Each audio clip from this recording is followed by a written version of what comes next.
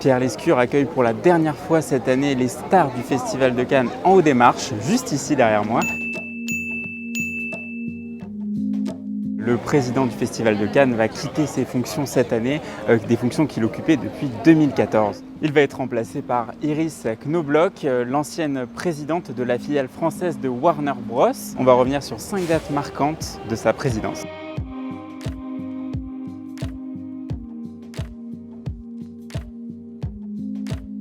À Cannes, le Cru 2014 est historique. Jean-Luc Godard est de retour sur la croisette pour venir présenter son premier film en 10 ans. Et il va repartir avec sa première récompense au Festival de Cannes. Son film Adieu au langage a charmé le jury. Et pour Jean-Luc Godard, il aura fallu attendre donc 83 ans avant de remporter sa première récompense sur la croisette.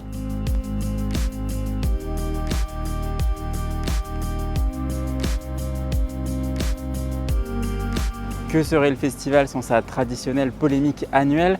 En 2017, celle-ci concerne l'arrivée des plateformes de streaming en compétition. Pour la première fois, les organisateurs décident d'intégrer 2 films de Netflix dans la compétition officielle pour la Palme d'Or. Il s'agit de The Meyerowitz Stories et de Okja. 2 films qui vont susciter la colère des exploitants de salles de cinéma, à tel point que le Festival de Cannes va décider de faire marche arrière l'année suivante, rendant obligatoire la sortie dans les salles pour tout film présenté en compétition officielle à Cannes.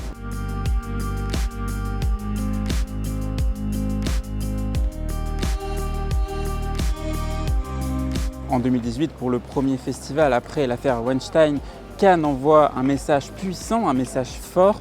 82 femmes montent ensemble, main dans la main, les marches du palais du festival. Parmi elles, on retrouve Agnès Varda, Cate Blanchett ou encore Léa Seydoux. 82 femmes pour représenter les 82 films réalisés par des femmes en compétition officielle au Festival de Cannes depuis la création du festival, ce qui représentait seulement 5% des films au total présentés à Cannes. En plus de dénoncer l'absence ou la quasi-absence des femmes réalisatrices en compétition au Festival de Cannes, eh bien, ces 82 stars ont également dénoncé les inégalités salariales encore très présentes dans le milieu du 7e art.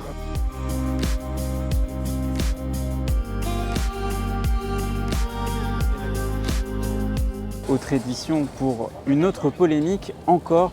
Cette fois-ci, on est en 2019. 6 ans après la Palme d'Or d'Abdelatif Kechiche pour La vie d'Adèle, le réalisateur revient cette fois-ci vous présenter Mektoub My Love Intermezzo, un film essentiellement tourné en boîte de nuit avec des scènes de sexe très crues, un long métrage qui va choquer la croisette, y compris le casting du film qui n'avait pas pu visionner le film avant de venir à Cannes. Ophélie Beau, une des actrices principales du film, quitte la salle en plein milieu de projection. À partir du moment où on tente quelque chose une expérience nouvelle, tout le monde n'est pas ouvert à cette expérience.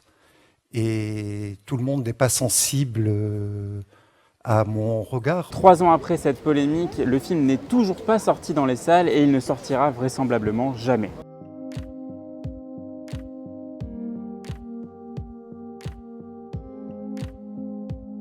Quatre ans après le début du scandale MeToo, l'année 2021 est très symbolique, très importante au Festival de Cannes qui décide de récompenser Julia Ducournau pour son film Titane. La réalisatrice française devient ainsi la seconde femme à remporter la prestigieuse Palme d'Or après Jane Campion en 1993 pour La leçon de piano.